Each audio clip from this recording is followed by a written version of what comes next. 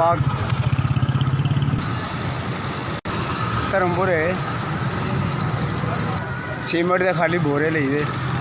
ऐसी खरीदो फरोख्त करी दी ये दिहाड़ी भी गुजारी दी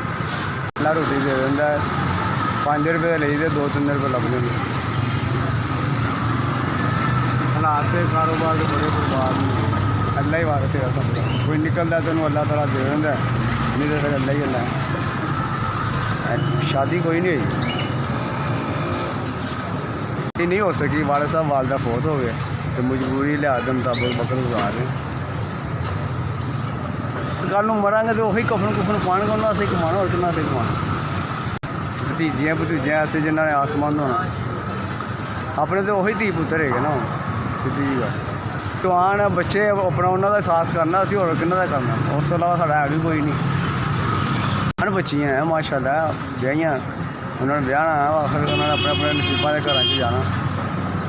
ठीक घुमा रहे हैं सुबह निकली दा 2-4 सौ अल्लाह और शुक्र अलहमदुल्ला कर लीदा अल्लाह की ज़ात का आसान है जो अल्लाह दे दिंदा उसका शुक्र अलहमदुल्ला 100 बीमारियों तो दूर है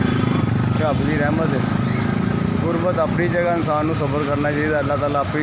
इंसान को अल्लाह मदद कर ही दिंदा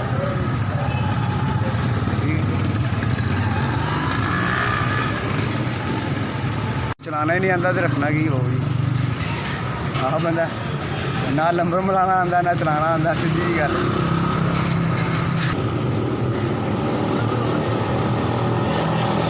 3000 रुपया जी मैंने जिन्हें भी दिता अल्लाह ताला जिंदगी कारोबार बर्तन पावे जो जल्दी ख्वाहिश है अल्लाह की पूरी करे तो अल्लाह तंदुरुस्ती और ज़िंदगी से काफ़ी बहुत मेहरबानी है किसी मेरे से पैसे बहुत मेहरबानी।